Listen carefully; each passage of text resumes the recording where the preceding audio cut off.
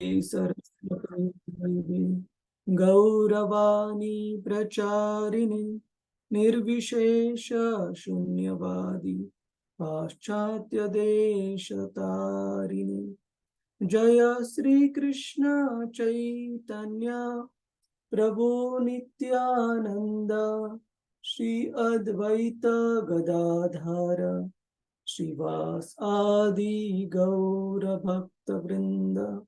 हरे कृष्णा कृष्णा कृष्णा हरे हरे, हरे राम राम राम हरे हरे। हरे कृष्णा। बहुत बहुत धन्यवाद आप सभी का आज की ईशोपनिषद के इस सत्र में भाग लेने के लिए। तो सबसे पहले हम ये जो प्रश्न पूछा था रति रूपा माता जी ने, उस पर थोड़ी सी चर्चा करेंगे। पाठ क्रमांक 9 से लेके 11 और 12 से लेके 14 में किन दो अवधारणाओं को छोड़कर अद्भुत समरूपता है। इन दोनों जो सेक्शंस दिए चैप्टर्स 9 से लेके 11 तक और चैप्टर्स 12 से लेके 14 तक, उसमें सिमेट्री क्या है दो मेन मुद्दों के सिवा। तो किसी को याद है कि अध्याय क्रमांक 9 से 11 में हमने किस पर चर्चा की थी? हरे कृष्ण प्रभु जी, क्या मैं बता सकती हूँ? हाँ हाँ। ओके, धन्यवाद प्रभु जी। हरे कृष्ण, दंडवत प्रणाम प्रभु जी। हमने दो चीजों पर ये दिया था, आपने बताया था। एक है विद्या और दूसरी है अविद्या। यानी जो वो जो केवल जो अज्ञानी होते हैं और जो दूसरे होते जो भौतिक दुनिया की यानी ज्ञान में बहुत ही प्राकंड यानी बहुत ही उनके अंदर ज्ञान रहता है वो, तो दोनों को भी क्या कहा गया है? अविद्या ही कहा गया है। उसके ऊपर आपने मंत्र 9 में बताया था, और आपने उसमें अलग अलग जो रहते हैं ना, जैसे कर्मी लोग और नास्तिक लोग, ऐसे अलग अलग लोगों के बारे में भी बताया था, जो मायावर जो यानी माया से अपनी बुद्धि को हर लेते, उनके बारे में भी आपने बताया था। और वेदांत रस के बारे में भी आपने उसमें बताया था। हरे कृष्ण। हरे कृष्ण, धन्यवाद। और कोई कुछ कहना चाहता था? हरे कृष्णा, अभी आवाज आई प्रभु जी, माता जी कोई? हरे कृष्णा प्रभु जी। 9, 10 और 11 में हमने विद्या और अविद्या के बारे में पढ़ा था।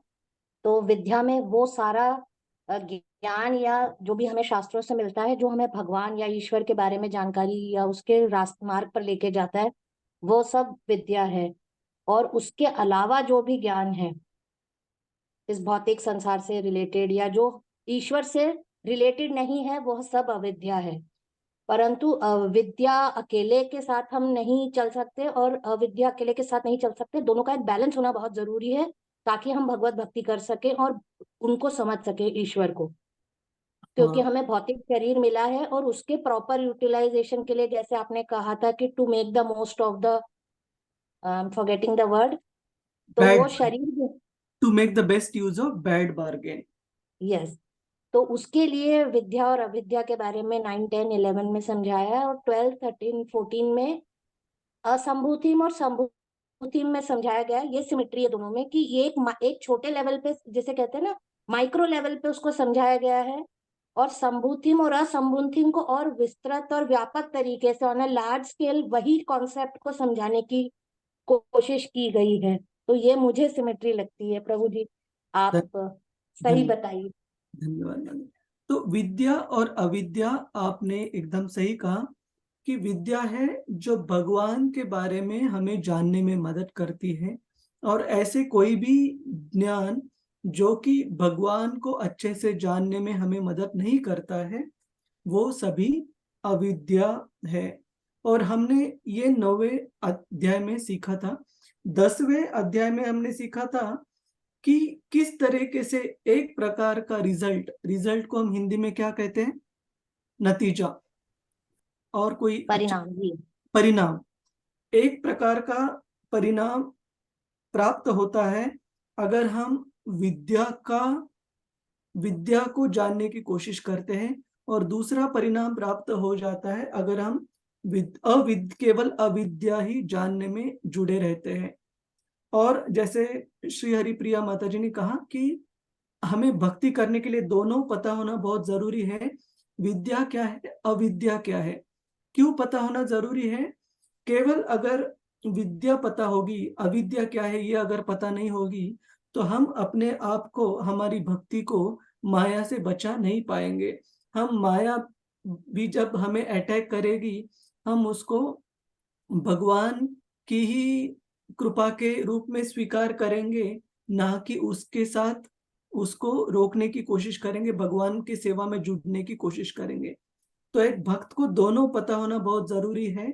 अविद्या किस प्रकार से कार्य करती है, माया किस प्रकार से कार्य करती है, और विद्या और अविद्या में फर्क क्या है, दोनों को बैलेंस रूप से कैसे जानना बहुत बहुत जरूरी है।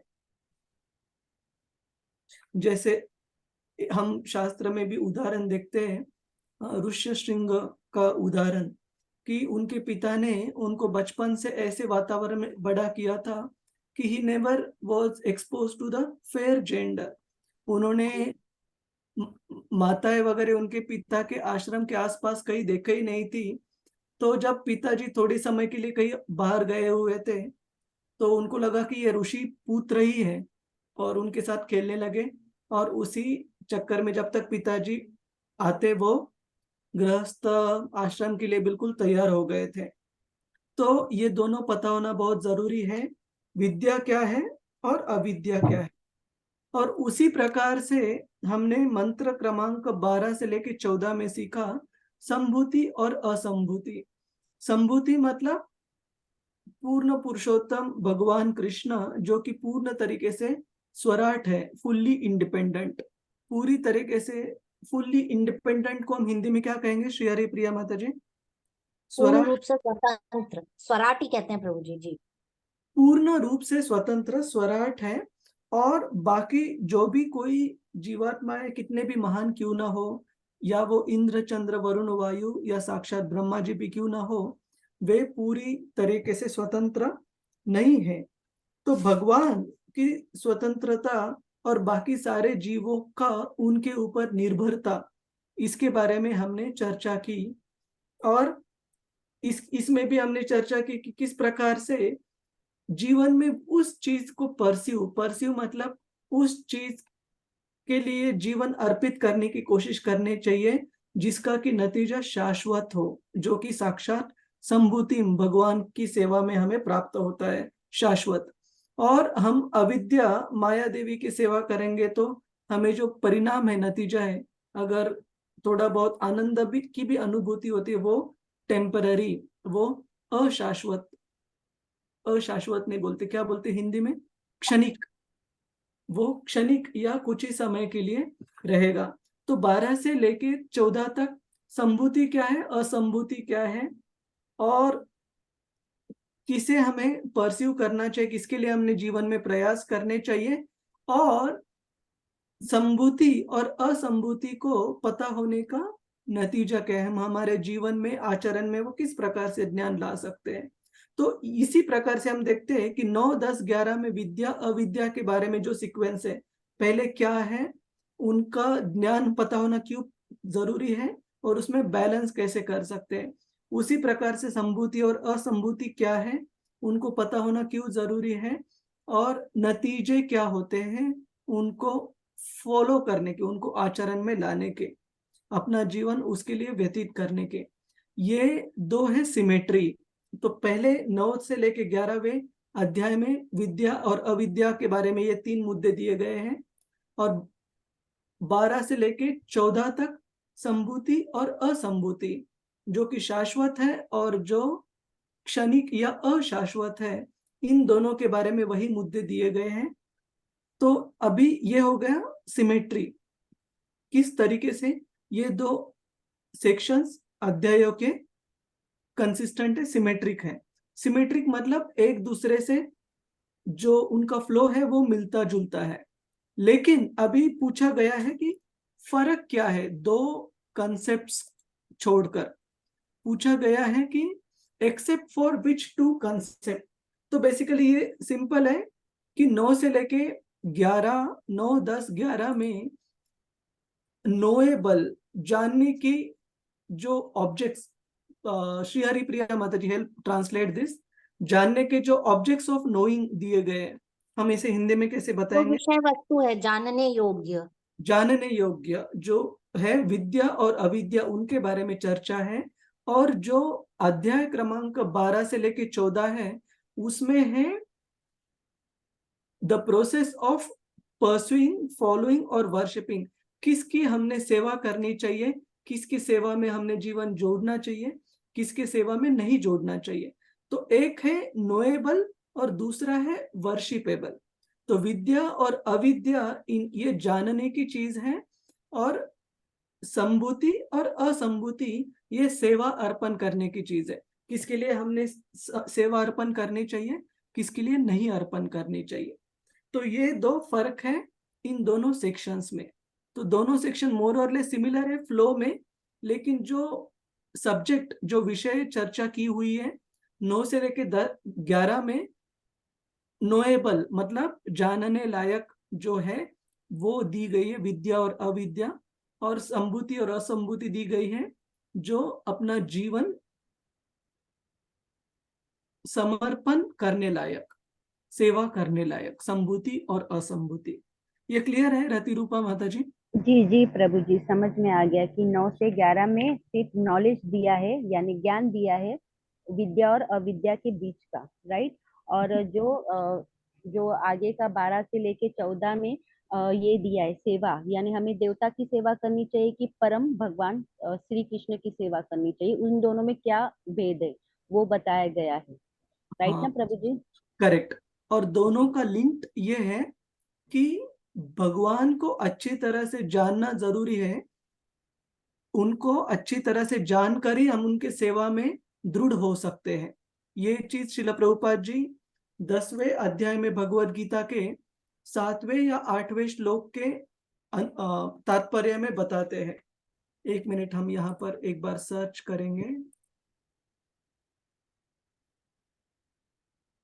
प्रभु जी फिर हम इसका मतलब ये हुआ, अगर हम सार में कहें कि 9 से 11 में ज्ञान के संबंध में, जैसे विद्या अविद्या और वो जो भगवान से संबंधित ज्ञान है उसके विषय में इन्होंने बताया है, और जो 12 से 14 है उसमें उपासना कैसे और किसकी करनी है उस ज्ञान को बेसिस रखकर उसके विषय में बताया है क्या? हाँ, तो 9। यही डिफरेंस है ना, एक में ज्ञान दिया है कि भगवान के रास्ते पर ले जाने वाली विद्या, और उनसे जो डिफरेंट है, जो उस रास्ते मार्ग पर नहीं ले जाती, वो अविद्या। और 12 से 14 में उपासना कैसे करनी है और किसकी करनी है, कि उस विद्या को बेसिस बनाकर एप्लीकेशन एप्लीकेशन दिया गया है, करेक्ट। तो हम एक बार श्रील प्रभुपाद जी का एक परपोर्ट देखेंगे, फिर आगे बढ़ते हैं।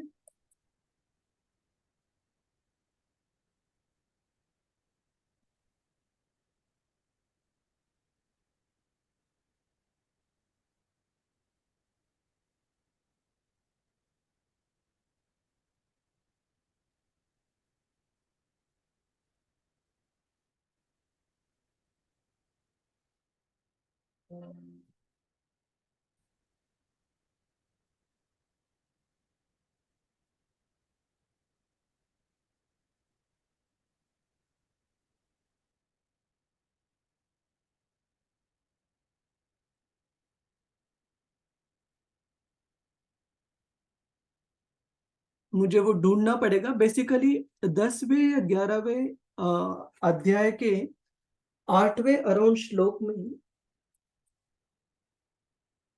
श्रील प्रभुपाद जी तात्पर्य में लिखते हैं कि it is not sufficient just knowing that Krishna is great, it is required for a one to know that how Krishna is great.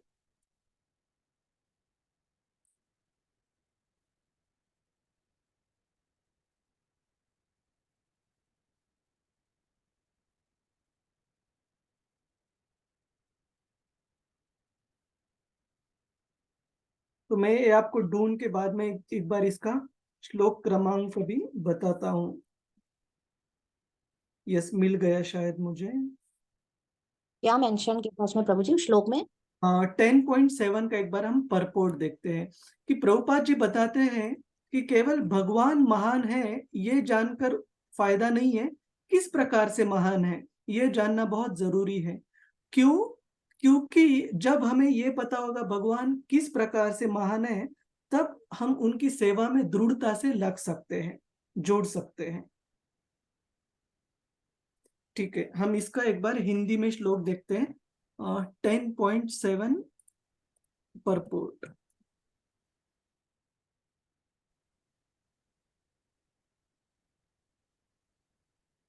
Purport. प्रभु जी भगवत गीता ना भगवत। उसमें, यस, ये श्री भगवान का ऐश्वर्य। हाँ, opulences of the absolute, opulence of the absolute।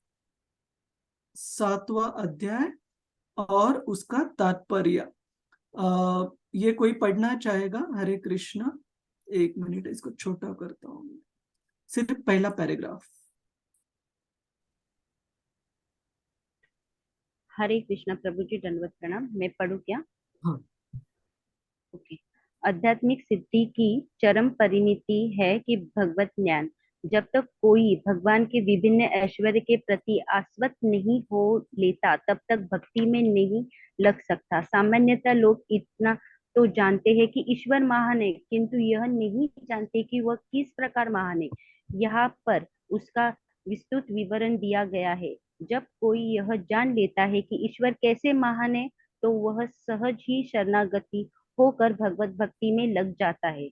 भगवान के ऐश्वर्य को ठीक से समझ लेने पर शरणागत होने के अतिरिक्त तो कोई अन्य विकल्प नहीं रह जाता है। ऐसा वास्तविक ज्ञान भगवत गीता, श्रीमद् भागवत तथा अन्य अन्य ऐसे ही ग्रंथों से प्राप्त किया जा सकता है।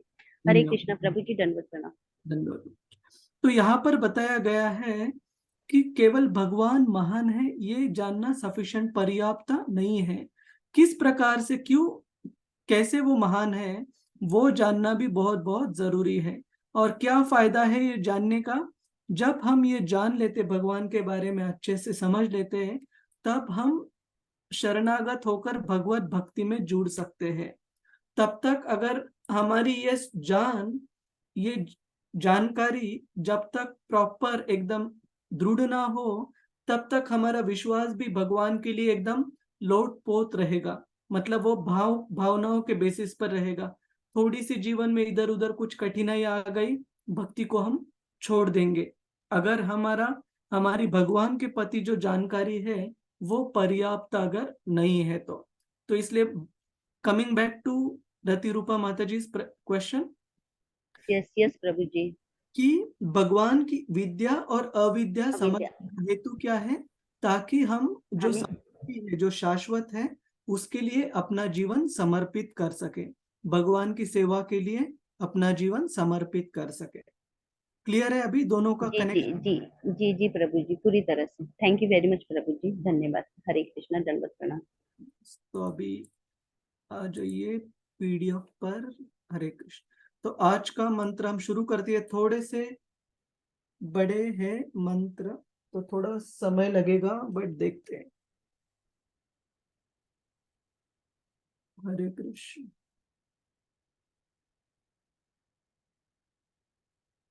दोहराने की कोशिश कीजिएगा।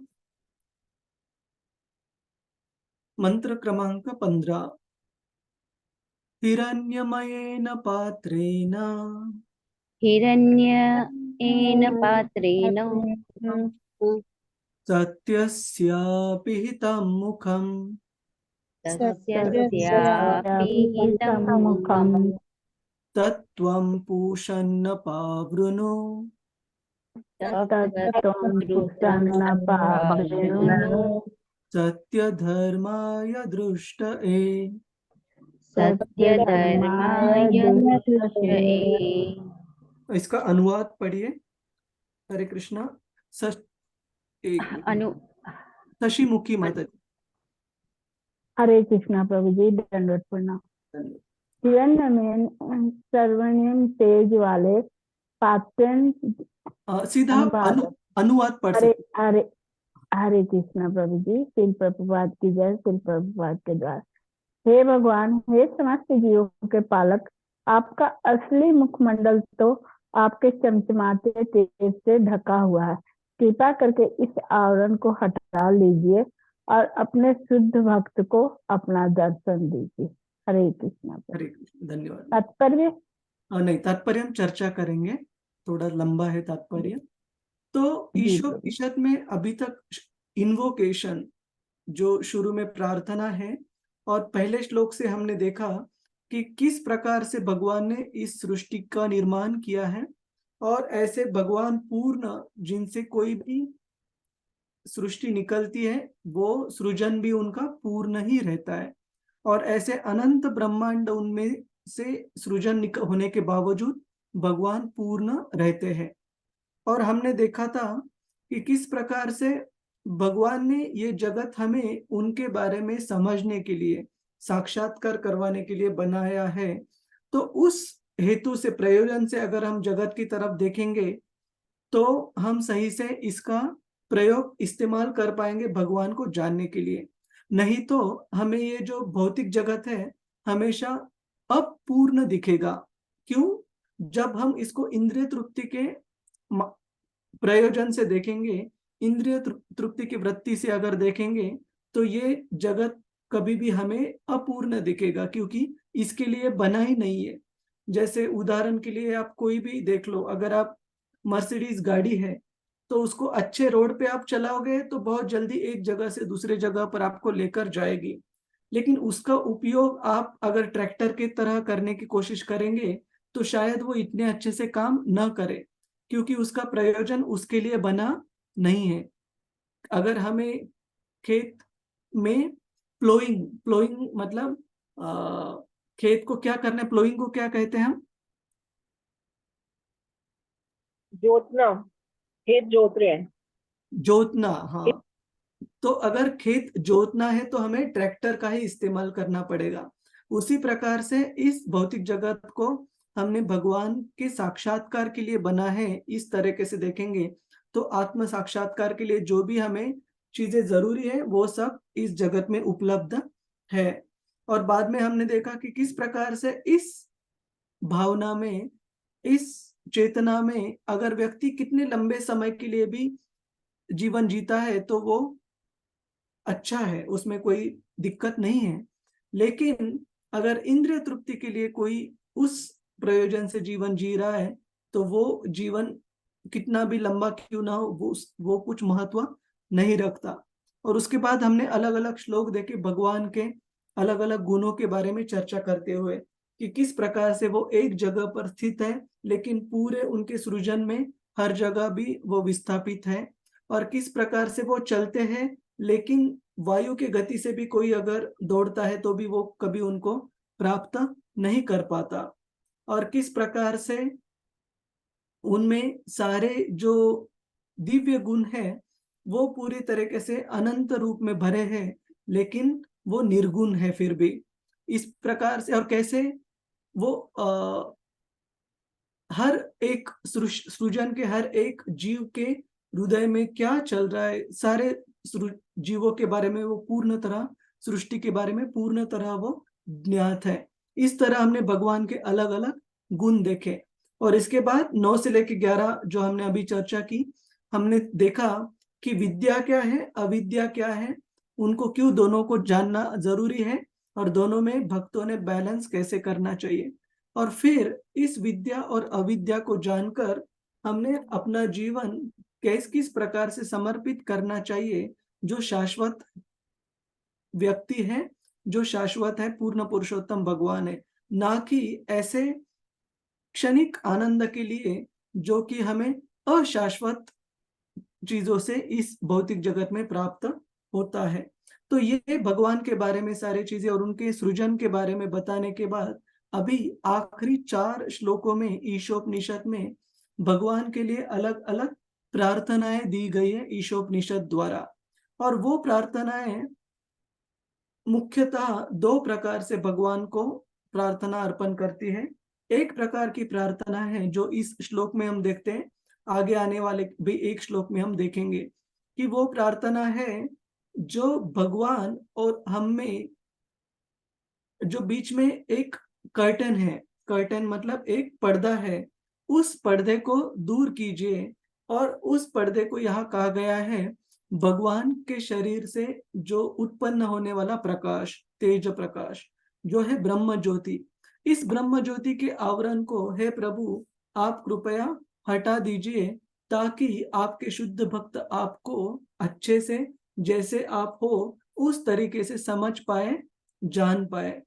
और ऐसे कहा जाता है शुद्ध भक्तों में भी कि कोई भी व्यक्ति वो अपने जीवन में कितना भी महान क्यों ना हो या शुद्ध भक्त भी क्यों ना हो, शुद्ध भक्तों में भी अलग अलग ग्रंथों में हम देखते हैं, जैसे बृहद भागवतामृत, अलग अलग शुद्ध भक्तों के वर्णन है और उनमें भी कैटेगराइजेशन किए गए हैं।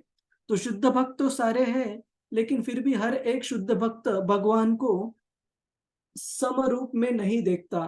मतलब उनकी जो जानकारी है भगवान के बारे में, जो समझ है, वो इक्वल मतलब एक स्तर पर ही नहीं है।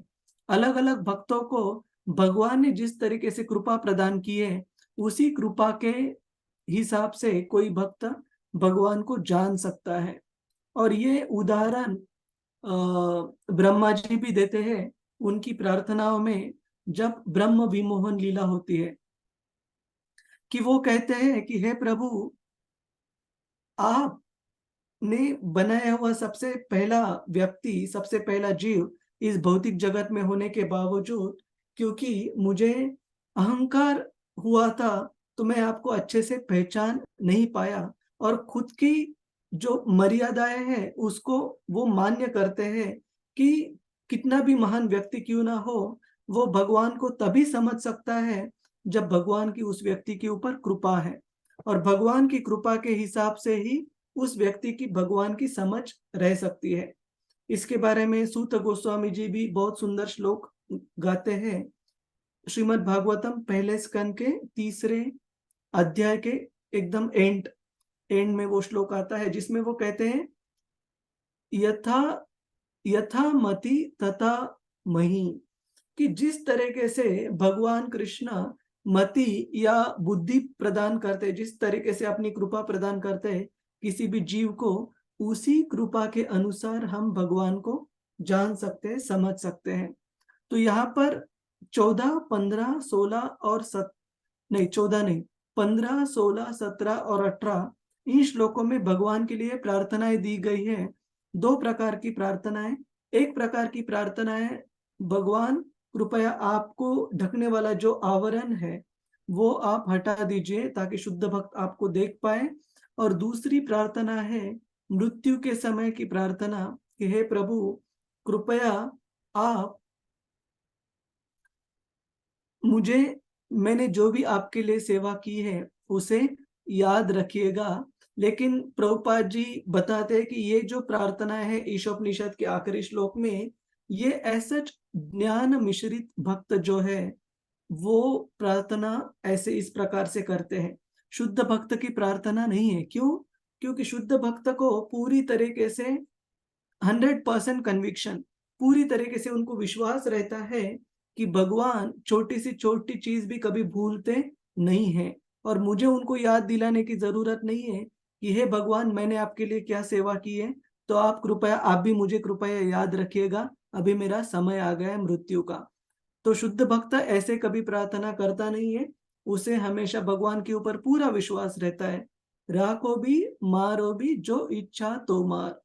हे प्रभु आप अगर मेरी रक्षा करना चाहें ये आपकी मर्जी, अगर आप मारना भी चाहें ये भी आपकी मर्जी, ये भी आपकी कृपा है।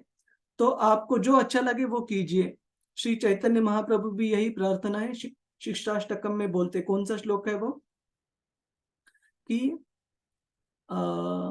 आशलिश्य वा पादरताम पिनस्तु माम आदर्श माम पादरताम पिनस्तु माम, कि हे प्रभु आप अगर चाहे तो मुझे प्रेम से गले लगाओ, या आप अगर चाहो तो मुझे पूरी तरह दुर्लक्षित कर दो, बिल्कुल दर्शन ना देके, लेकिन दोनों स्थिति में मैं आपका समर्पित भक्त ही रहूंगा जन्मों जन्मांतर तक। तो ये भक्त की धारणा रहती है। तो आइए इस 15वें श्लोक से हम शुरू करते हैं। भगवान को जो उनका ब्रह्म ज्योति का जो तेज है, उसका जो आवरण है, वो शुद्ध भक्तों के लिए हटाने के लिए इस श्लोक में प्रार्थना की गई है। हम आगे बढ़ते हैं।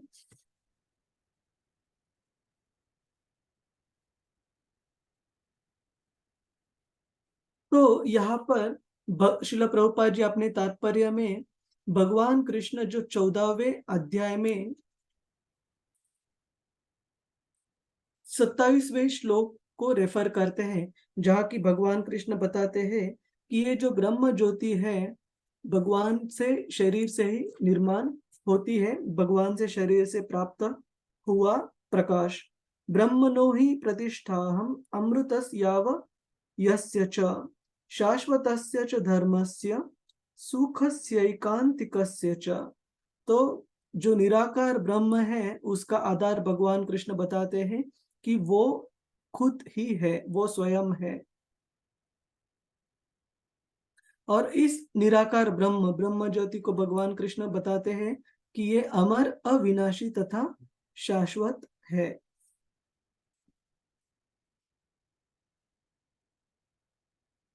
लेकिन इस ब्रह्म ज्योति का जो ज्ञान है, इसके बारे में भी भगवान कृष्ण उनकी सारे विभूतियां अर्जुन को बताने के बाद बताते हैं कि हे अर्जुन, इन सारे विभूतियां जो मैंने तुम्हें अभी बताई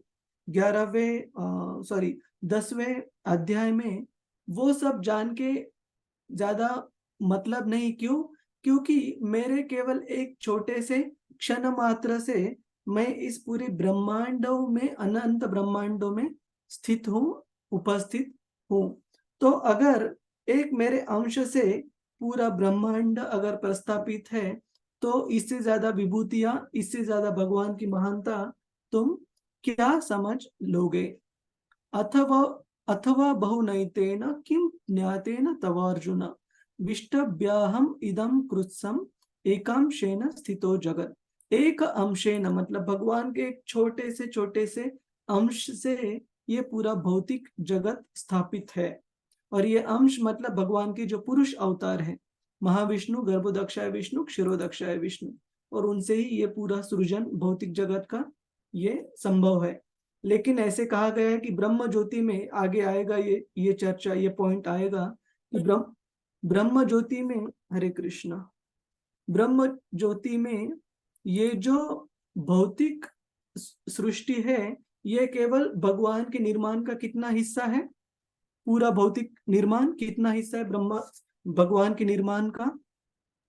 प्रभु जी 1/3 ना, कुछ 1/4, 1/4, सॉरी 1/4, 25%। और जो 75% है वो पूरा आध्यात्मिक जगत है। जो भौतिक जगत है वो एक, प्रभुपाद जी लिखते हैं, in one corner of the ब्रह्म ज्योति, मतलब एक कोने में भौतिक जगत है ब्रह्म ज्योति के, और जो बाकी 3/4 75% जो है वो आध्यात्मिक जगत है। और इस 75% को क्या, इस पूरी ब्रह्म ज्योति को भगवान कृष्ण 10 गुना, अनंत गुना भी बना सकते हैं, उनके लिए कोई मर्यादा नहीं है। लेकिन ये सृष्टि इस प्रकार से अभी बनी है। और ऐसे भगवान के बारे में ईशोपनिषद में श्रील प्रभुपाद जी लिखते हैं कि वे भगवान हमेशा अपने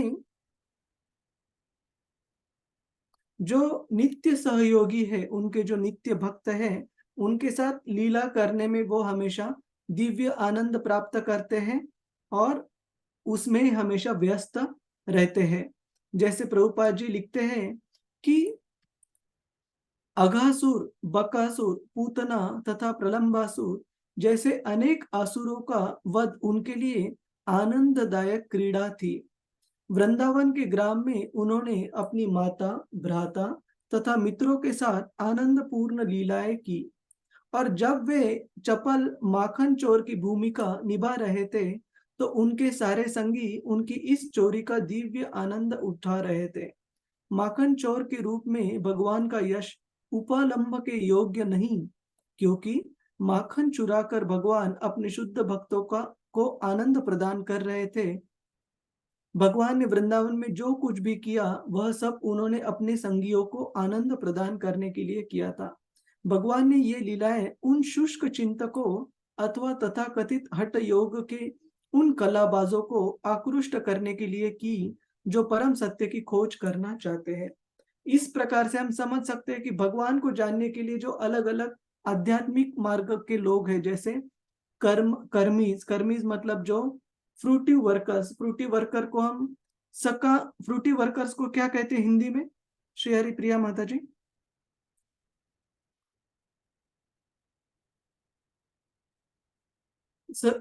सकाम कर्मी या कर्मीज क्या बोलते हैं उन्हें?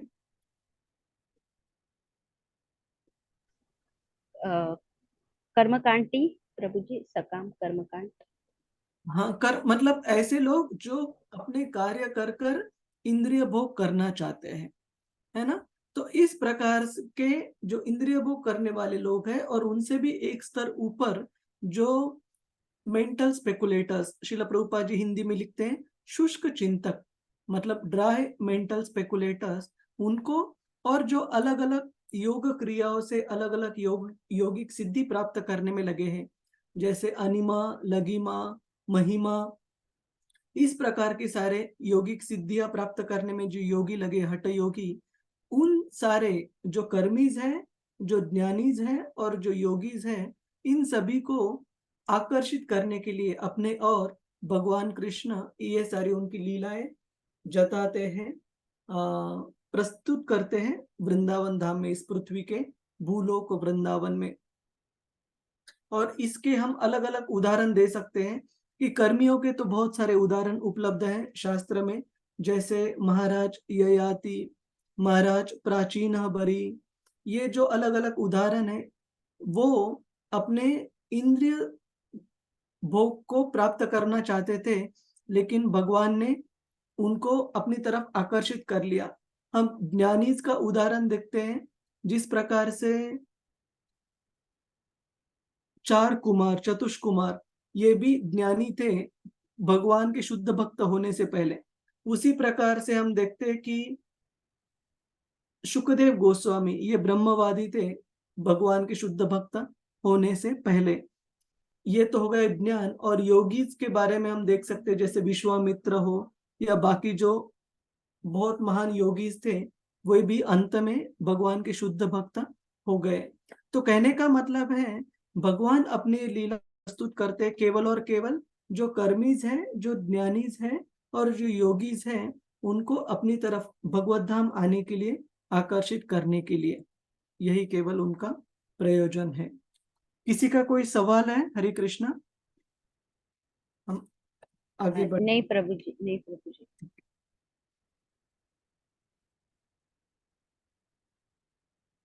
और ये जो सारे श्लोक है 15 से लेके 18 तक, जो आखिरी श्लोक है इसमें ईशोपनिषद में, इन श्लोकों में एक विशेष शब्द पर श्रील प्रभुपाद जी जोर देते हैं तात्पर्य में। वो शब्द है पूषण। पूषण का मतलब है मेंटेनर, जो कि पालक है सारे जीवात्माओं के। पूषण, ये शब्द आपको आगे आने वाले श्लोकों में भी इस्तेमाल किया हुआ दिखेगा। तो भगवान इतने महान है, सारे सृजन करता है और सारे सृष्टि के मेंटेन करने वाले भी है, लेकिन स्पेसिफिकली शास्त्र बताते हैं मेंटेनर को हम हिंदी में क्या कहते हैं? पालक, श्री हरिप्रिया माता जी, या पुण्यवती श्री प्रदा माता जी, जिसको भी हिंदी बहुत अच्छे से आता है, या कृष्ण मोहिनी सुदेवी माता जी। मेंटेनर मतलब पालन करता।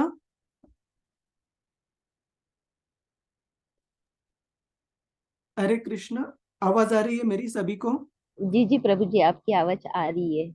मेंटेनेंस को प्रभु जी जो पालक ही बोल सकते हैं, पालन करता।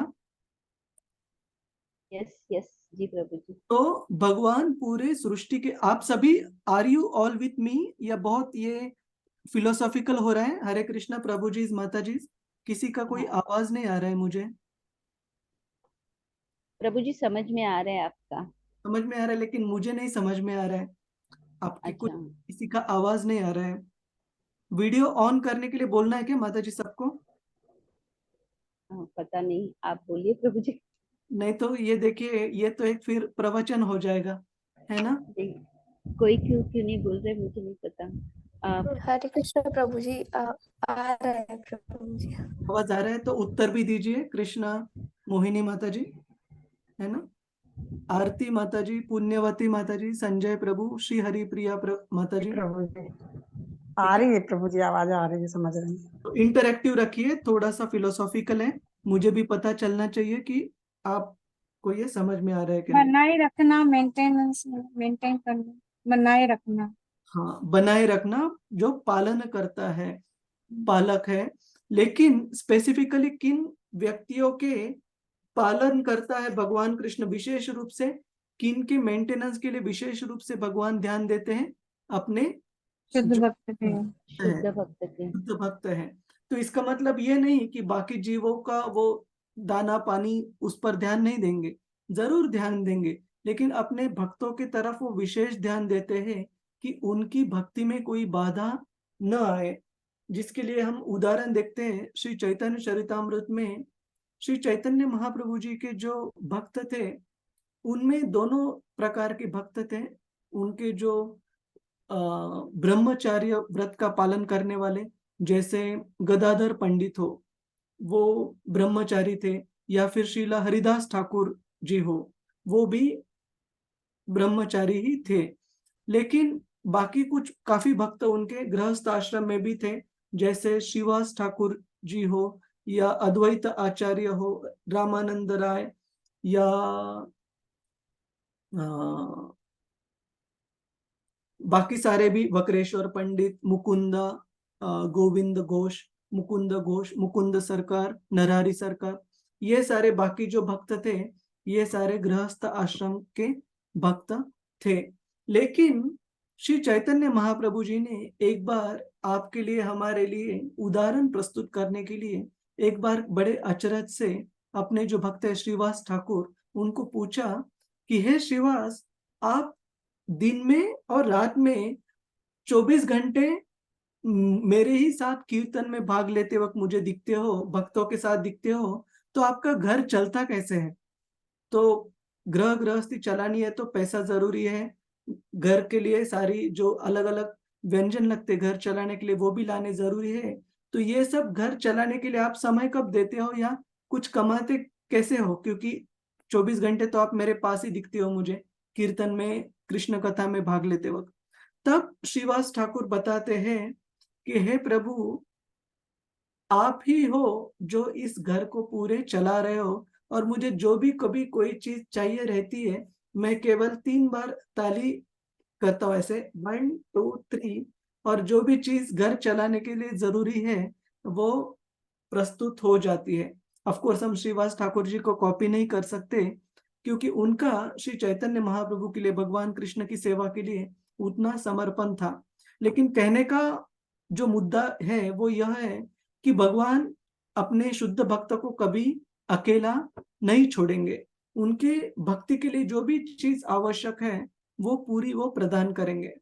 श्रील प्रभुपाद जी भी इसके बारे में उदाहरण देते हैं कि किस तरीके से प्रभुपाद जी जो पूरे विश्व में अंतरराष्ट्रीय कृष्ण भावनामृत संघ का प्रचार प्रसार कर रहे थे, अराउंड 108 तक मंदिर श्रील प्रभुपाद जी ने स्थापित किए दुनिया के अलग अलग जगहों में।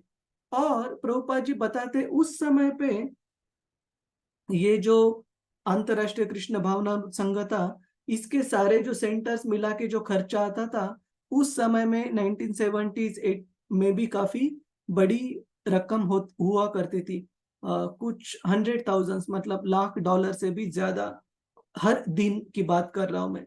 और प्रभुपाद जी बताते थे कि हम तो काम भी नहीं कर रहे, बाहर जाके नौकरी भी नहीं कर रहे, लेकिन फिर भी भगवान कृष्ण की कृपा से ये सारे 108 से 108 सेंटर मेंटेन किए जा रहे हैं। तो कहने का मतलब है कि the source of income is not the source of maintenance. जो हमारे उत्पन्न का स्रोत है वो हमारे मेंटेनेंस, पालन का स्रोत नहीं है। पालन का स्रोत है केवल और केवल भगवान कृष्ण ही। कभी ऐसे समझना नहीं चाहिए क्योंकि मैं कमा रहा हूं इसलिए घर चल रहा है। घर चलाने वाले भगवान कृष्ण ही है। तो किसी का कोई सवाल है इसके ऊपर? भगवान कृष्ण किस तरीके से पूरे सृष्टि के पालक हैं, लेकिन विशेष तरीके से वे अपने शुद्ध भक्तों की तरफ बहुत ज्यादा ध्यान देते हैं ताकि उनकी भक्ति में कोई दिक्कत ना आए। जी प्रभु जी, समझा सब अच्छी तरह से।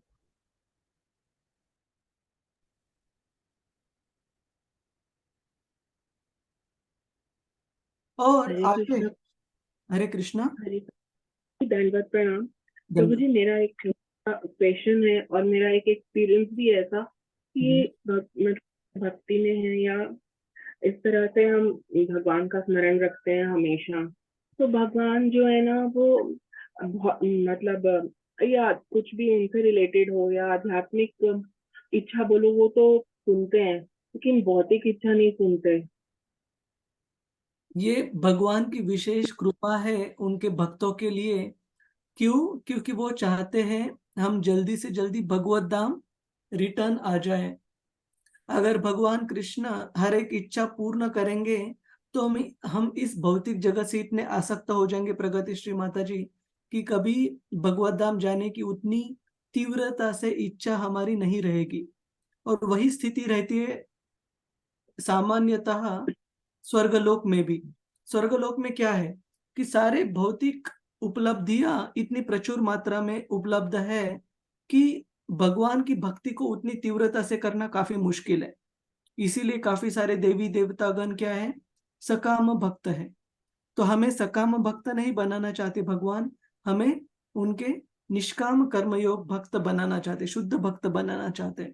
तो इसलिए जो भी चीज हमारे भक्ति की उन्नति के लिए अच्छी हो वो प्रदान करते हैं, जो भी भक्ति में बाधा हो वो नहीं प्रदान करते। हरे कृष्ण। और प्रभु जी, जैसे अभी आप बता रहे हो कि अपने आप ही नारायण व्यवस्था कर देते हैं, कृष्ण व्यवस्था कर देते हैं, हमारे जुहू इस्कॉन का पर मंथ का खर्चा 20 लाख रुपीज है। ओ तो कृष्ण। हम तो बात करते हैं फिर वरिष्ठ वैष्णवों से, वहां से बात करते हैं, बोलते हैं 20 लाख रुपीज का खर्चा है, केवल बिजली का बिल ही इतना आता है, लाखों में आता है। वो कहाँ से आ रहा है? अपने आप कृष्ण ने ही, राधा रासबिहारी जी ने व्यवस्था की है। एवरी मंथ मैंने फ्लावर्स आते हैं बाहर से, बैंगलोर से, जो भगवान टीटी ड्रेस है एंड एवरीथिंग, तो ऑटोमेटिक व्यवस्था हो जाती है जैसे अभी आपने बताया। सही बात है। केवल एक चीज उसमें महत्वपूर्ण है, भक्तों का भगवान के ऊपर समर्पण। अगर उनके भक्ति की सेवा में अच्छे से जुड़े रहेंगे तो भगवान खुद, वो भगवत गीता में भी श्लोक आता है ना, अनन्य चिंतयन्तो माम ये जना पर्युपासते तेषाम नित्याभियुक्तानाम योगक्षेमम वहाम्यहम्। जो भी भगवान की सेवा में जुड़े रहते हैं,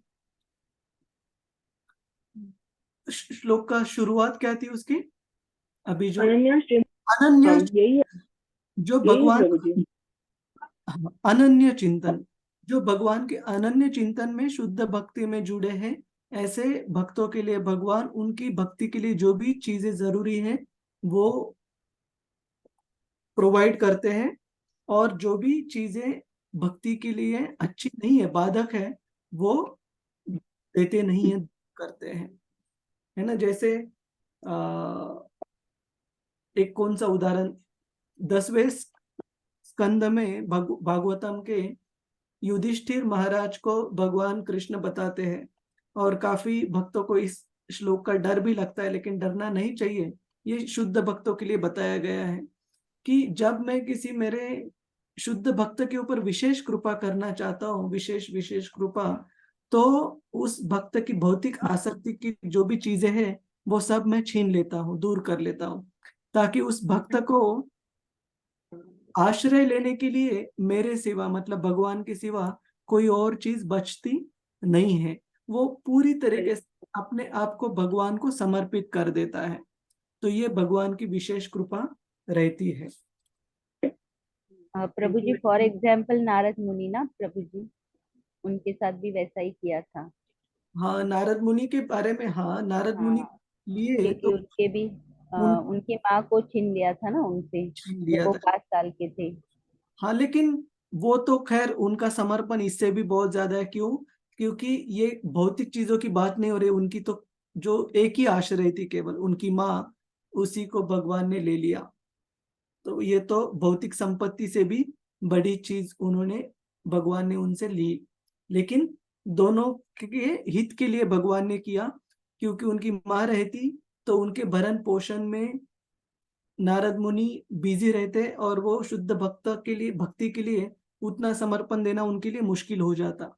और प्रभुपाद जी ये तात्पर्य में लिखते हैं, उनकी उनकी माँ भी अगर रहती तो वो भी अपने पुत्र के आसक्ति की वजह से उसको कभी भगवान की सेवा में उतनी दृढ़ता से लगने में दिक्कत हो जाती नारद मुनि जी को।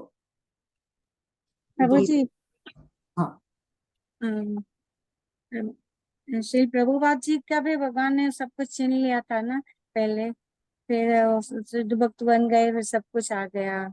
हाँ, तो ये श्रील प्रभुपाद जी खुद अपने इसमें लीलामृत में बताते हैं कि एक नहीं, दो नहीं, एक के बाद एक प्रभुपाद जी ने 6 प्रयास किए।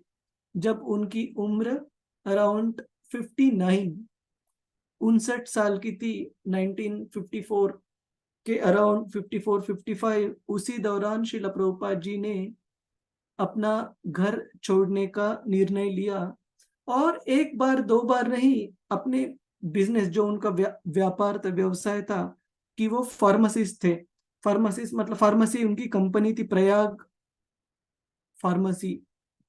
तो उसमें सबसे पहले तो उनके जो कर्मचारी थे उन्होंने फंसाया, पूरा बिजनेस ठप हो गया, बंद हो गया। फिर प्रभुपाद जी ने दूसरी बार प्रयास किया, मुंबई में आके इस्टेब्लिश करने की कोशिश की। 6 एक के बाद एक प्रयास किए और हर एक प्रयास भगवान कृष्ण की विशेष कृपावश असफल हो गया। तो अंत में जब उनकी पत्नी का भी जो बर्ताव था वो इस प्रकार से था कि काफी प्रेरणादायी, काफी सब मददगार नहीं था उनकी भक्ति के लिए। तो प्रभुपाद जी समझ गए कि ये मेरे गुरु महाराज जी मुझे बुला रहे हैं और कृष्ण की विशेष कृपा है, ताकि मैं अभी सारे गृहस्थियों के जो जिम्मेदारियां है उससे रिटायर होकर भगवान की सेवा में पूरी तरीके से अपने आप को जोड़ पाओ। यस्याहम अनुगृह्णामि धनक्षयति हरिष्यति धनम शनय, कि अनुगृह्णामि मतलब विशेष तरीके से कृपा प्रदान करता हूं। तो भगवान कृष्ण जब भी किसी शुद्ध भक्त पर विशेष कृपा प्रदान करना चाहते हैं, वह सब कुछ भौतिक आसक्तियों की चीजें सारी छीन लेते हैं। लेकिन आप डरिएगा मत, हम अभी उस स्तर पर नहीं है। और वो चीज भगवान कृष्ण तभी लेंगे अगर वो उस भक्त के समर्पण में बाधा बन रही है। अगर सब कुछ, जैसे भगवान के काफी सारे बहुत ऐश्वर्य संपन्न भक्त भी होकर गए, युधिष्ठिर महाराज, परीक्षित महाराज, महाराज प्रताप रुद्र, चैतन्य महाप्रभु के समय में जयपुर के काफी सारे महाराज, राजा, ये जो भगवान कृष्ण के बहुत महान भक्त होकर गए।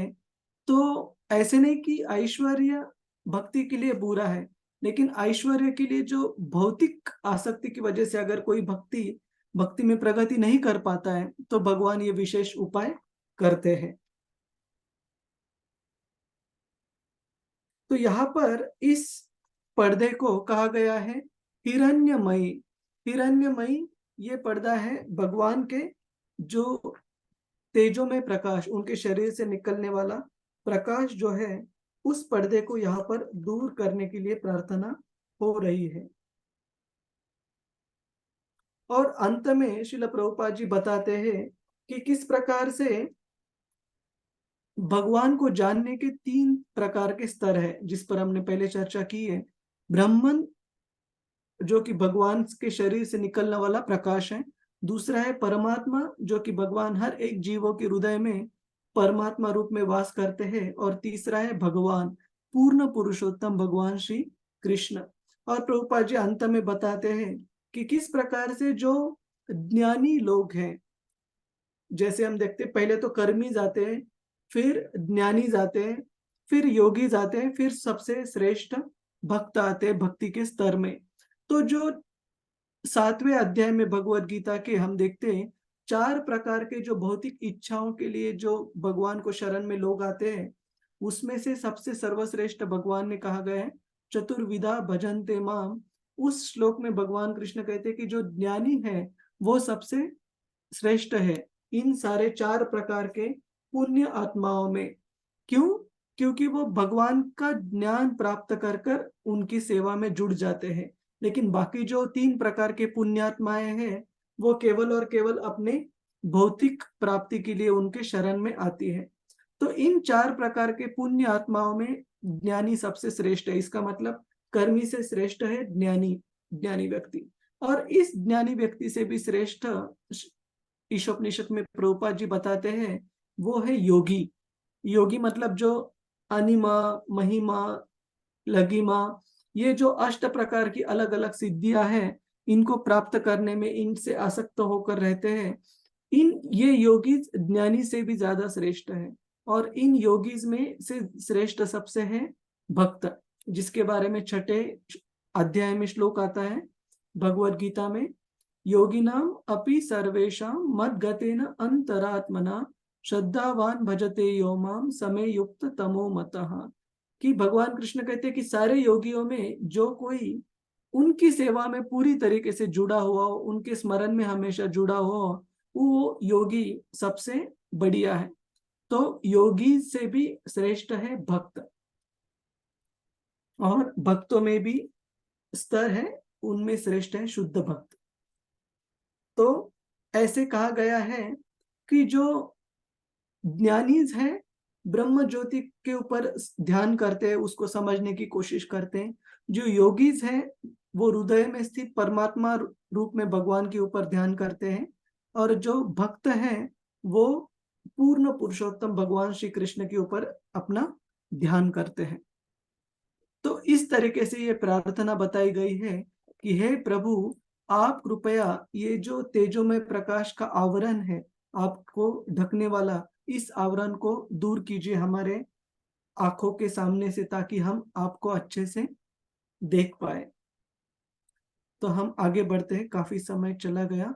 किसी का कोई प्रश्न है इसके ऊपर? हरे कृष्णा। नहीं प्रभु जी। ठीक है, ये 15वां श्लोक तो फिर भी अच्छा, मतलब ज्यादा कुछ मुश्किल इसमें है नहीं। फिर हम देखेंगे 16वां श्लोक, दोहराने की कोशिश कीजिएगा। तो मैंने एक शब्द बताया था 15वें श्लोक में, पूषण। पूषण का मतलब मैंने बताया था मेंटेनर। मेंटेनर मतलब पालन करता, पालक। तो पालन करता जो है, ये शब्द बारंबार आता है 15 से लेके 18वें श्लोक में। तो यहाँ पर भी भगवान कृष्ण के बारे में जो उनको उनकी कृपा प्राप्त करने के लिए जो प्रार्थना कही जा रही है, उसमें उनको रेफर किया जा रहा है उनके गुणों द्वारा। और उनका एक महत्वपूर्ण गुण है वो पूषण। पूषण मतलब पोषण करते हैं सारे जीवों का। दोहराने की कोशिश कीजिए। पूषण्ये कर्षयम सूर्य प्रजापत्य। किसी को इसका और अच्छे से ट्यून आता है इस श्लोक को गाने का? कृष्ण कोई गाना चाहेगा? आरती माता जी, हरे कृष्णा। हरे कृष्ण प्रभु जी, दंडवत आप प्रणाम। दंडवत माता जी, ये श्लोक आवाज गाना जी चाहेंगे आप? जी बिल्कुल प्रभु जी। हाँ। पूषण्य कर्षेयम सूर्य प्रजापत्य व्यूह तो रश्मीन समूह। हम दोहराएंगे माता जी आपके पीछे। जी जी जी। पूषण्ये कर्षेयम सूर्य प्रजापत्य पूषण्ये कर्षे यम सूर्य प्रजापत्य प्राजापत्य व्यूह रश्मीन समूह तेजो रश्मि तेजो यत्ते रूपम कल्याणतमम् यत्तेह रूपं कल्याणतमम् तत्ते पश्यामि तत्ते पश्याम्यो योषा वसौ पुरुषा सो अहम् अस्मि। यो हम अस्मि। सोहम अस्मि। तो सोहम अस्मि। सो अहम अस्मि। सह अहम अस्मि। धन्यवाद माता। वह, तो ये भगवान के बारे में यहाँ पर और एक प्रार्थना दी गई है। यहाँ पर कहा गया है ईशोपनिषद में, हे भगवान, हे आदि विचारक, हे ब्रह्मांड के पालक, हे नियामक, शुद्ध भक्तों के लक्ष्य, प्रजापतियों के शुभ चिंतक। तो पूषण इस शब्द का मतलब यहाँ पर दिया गया है, पूरे ब्रह्मांड के भगवान कृष्ण पालक है, पालन हरता है, पालन करता है। कृपा करके आप अपनी दिव्य किरणों के तेज को हटा ले, जिससे मैं आपके आनंदमय स्वरूप का दर्शन कर सकूं। आप सूर्य के समान शाश्वत परम पुरुष भगवान है, जिस तरह की मैं हूँ। तो यहाँ पर वही प्रार्थना जो हिरण्मयन प्रार्थना है वो आगे बढ़ रही है, भगवान को ब्रह्म ज्योति का जो तेज है वो पर्दा हटाने के लिए, ताकि शुद्ध भक्त उनको अच्छे से देख पाए।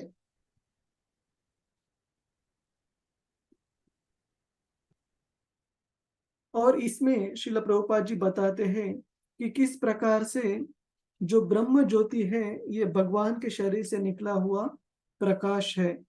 और in this prayer, therefore, Sri Ishopanishad petitions the Lord to remove the effulgent rays of Brahma Jyoti, so that the pure devotee can see his all blissful transcendental form.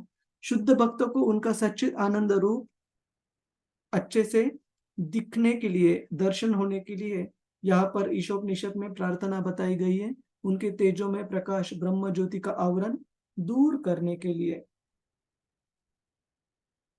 और उसके तात्पर्य में श्रील प्रभुपाद जी बताते हैं कि किस प्रकार से ये ब्रह्म ज्योति की जो अनुभूति है, जो साक्षात्कार है, उससे भी ज्यादा शुभ जो कल्याणकारी साक्षात्कार है वो परमात्मा रूप को जानने का है।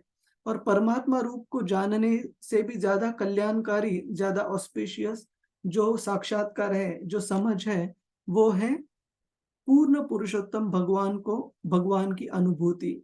तो ब्रह्म ज्योति से अच्छी अनुभूति है परमात्मा अनुभूति, और परमात्मा अनुभूति से भी श्रेष्ठ अच्छी अनुभूति है पूर्ण पुरुषोत्तम भगवान रूप में कृष्ण की अनुभूति।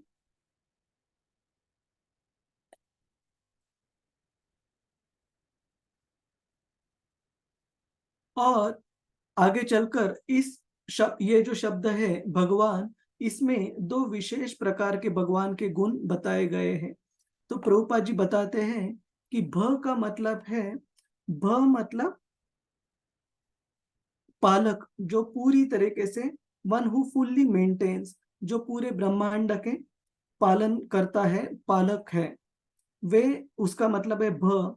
और दूसरा जो अक्षर है वो है ग, और ग का मतलब बताया गया है पूरे सृष्टि के जो मार्गदर्शक हैं, सारे जीवों के जो मार्गदर्शक, गाइड या लीडर है, वे भगवान कृष्ण ही हैं।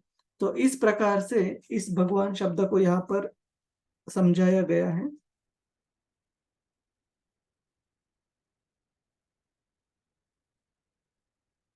प्रभु जी, भ यानी भरण करता ना, भरण करता, हाँ, वन हु भरण, मेंटेन, हाँ हाँ वही, यानी भरण करता यानी पालन करता, पालन करता, हाँ। भर, हाँ।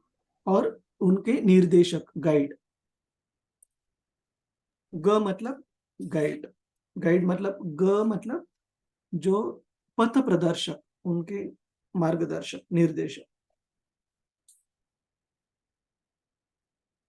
और यहाँ पर आगे चलकर श्रील प्रभुपाद जी बताते हैं, वन हु नोज दिस मतलब जिनको भगवान के बारे में पता है, किस तरीके से भगवान कृष्ण पूर्ण पुरुषोत्तम भगवान, उनको जानने का स्तर सर्वश्रेष्ठ स्तर है। One who knows this engages himself at once in devotional service of the Lord। जो भगवान को इतने अच्छे से जानते हैं, वो तुरंत अपने आप को भगवान के सेवा में जोड़ लेते हैं। प्रभु जी, उसमें है ना, जैसे भ और ग के बाद में ना, देखो यहाँ पे लिखा है कि ज्ञान, सामर्थ्य, शक्ति, ऐश्वर्य, बल तथा प्रभाव। प्रभाव यानी प्रभु जी संन्यास क्या? एक मिनट, हाँ मैं वो उसी पैराग्राफ में प्रभु जी। एक मिनट, भ और ग। हिंदी में ही है प्रभु जी। वान का अर्थ है कि उसमें सभी प्राणी निवास करते हैं और वे भी सभी सब में है। कहने का तात्पर्य है कि यह दिव्य शब्द भगवान अनंत ज्ञान, शक्ति, ऐश्वर्य, बल तथा प्रभाव। प्रभाव मतलब फेमस, फेम। अच्छा अच्छा, ओके ओके, फेमस। हाँ, और जो वैराग्य है उसे रिनाउंसिएशन कहते हैं। ओके, क्योंकि उसमें वो वैराग्य दिया नहीं है ना, हाँ, क्योंकि क्यों, हाँ, सारे 6 नहीं दिए, 5 दिए यहाँ पर। अच्छा, 5 दिए प्रभु जी, 6 दिए है ना। अच्छा, ऐश्वर्य डबल दिया है क्या?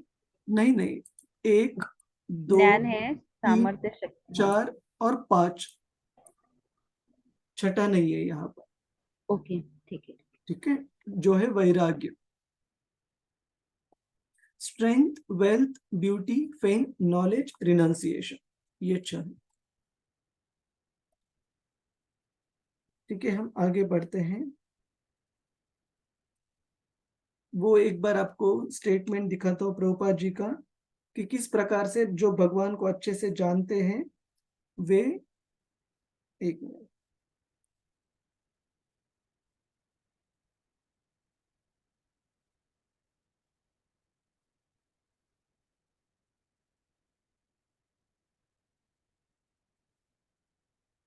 जो इस प्रकार से ये भगवान को जो यह जान जाता है वह तुरंत भगवान की भक्ति में लग जाता है। तो भगवान ही सारे सृष्टि के मूल स्रोत क्यों है, इसको जानना अच्छे से जरूरी है, ताकि हम उनके भक्ति में दृढ़ता से लग सके, जुड़ सके।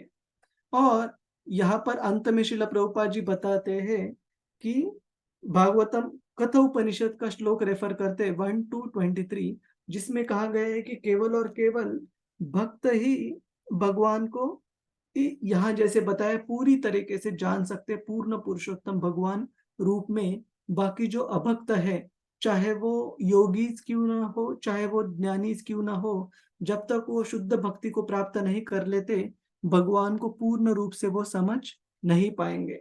और शुद्ध भक्त भी भगवान को उसी स्तर तक समझ पाएंगे जिस स्तर तक भगवान उन्हें समझने देते हैं, उनको दिव्य ज्ञान प्रदान करते हैं।